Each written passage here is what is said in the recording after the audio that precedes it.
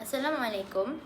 My name is Iman Maisara binti Zainal Abidin and my metric number is 1240664. I'm from TLB6 and KLB2.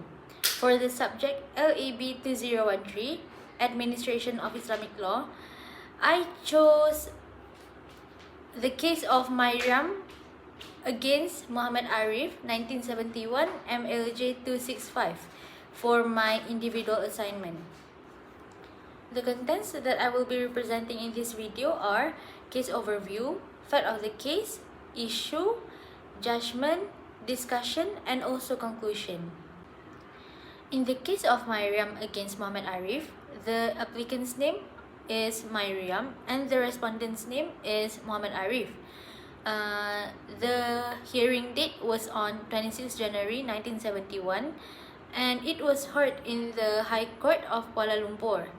The presiding judge was Abdul Hamid Judge and they have referred to a case which is a case of Sheikh Saleh bin Omar Jamal against Myriam B binti Sheikh Omar 1948 MLJ 186. So now I'll tell you about the facts of the case. So actually the applicant of this case, which is Myriam, she is a Swiss lady who converted to Islam and took the name Myriam binti Abdullah. Her real name was Theresia Maria Ruthman.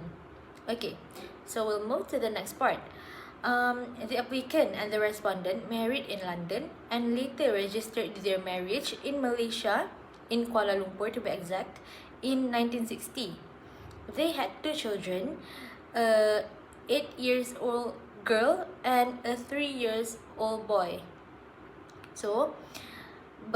And then in 1963, the couple divorced through the Qadi's court in Petaling Jaya. The divorce included a talik condition granting custody of the children to the respondent with visitation rights for the applicant. So now I will be talking about the issues of this case. So the first issue is whether the applicant was still entitled to the custody of the children after she had duly consented to the order of Sharia court, giving custody of the two children to the respondent. Okay, so the second issue will be whether Sharia law's preference for a Muslim father in custody matters should take precedence over the civil law's focus on the welfare of the child. So, the judgment of this case are the applicant is entitled to make and indeed the court has jurisdiction to hear the application based on the section 45 subsection 6 of Selangor Administration of Muslim Law Enactment, which provides that nothing in the enactment contained shall affect the jurisdiction of any civil court and in the event of any difference or conflict arising between the decision of a court of Qadi and the decision of a civil court acting within its jurisdiction, the decision of the civil court shall prevail.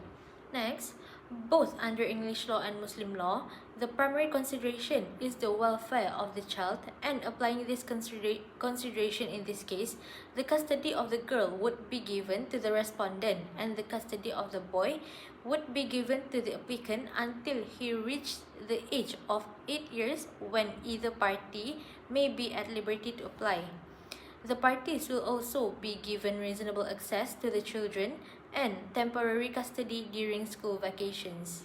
Basically speaking, the High Court of Malaya ruled in favor of the mother and awarded her the custody of the child.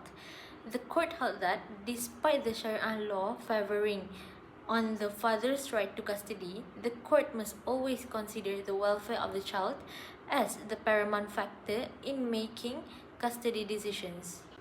Personally, I believe that this case is an example of how legal systems, when applied thoughtfully and with empathy, can make decisions that are truly in the best interest of the child. The judgment does not disregard religious law, but balances it with a child-centric perspective that ensures the emotional and developmental needs of the child are not compromised.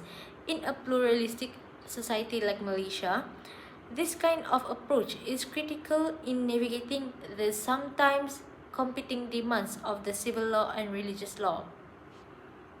As for the conclusion, the case of Myriam against Mohamed Ariff underscores the importance of the best interest of the child in custody decisions, particularly in cases involving mixed religion families. The judgment reflects an evolving understanding in Malaysia's legal landscape where the welfare of the child is prioritized over religious doctrines. This doesn't mean that Abdul Hamid's judge does disregard Islamic law, but instead he considers a lot of things before making his decision, and he considers primarily about the welfare of the child. The recommendations that can be made based on this case are: there should be clear guidelines or statutory frameworks that define the jurisdictional boundaries between civil courts and Sharia courts in family matters.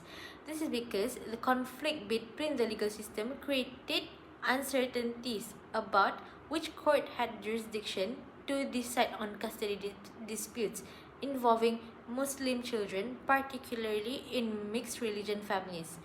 Clear guidance would help avoid ambiguity and provide more certainty for parents seeking custody and the courts deciding the case.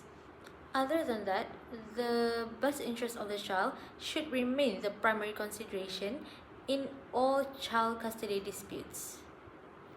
Okay, that's all from me. Thank you.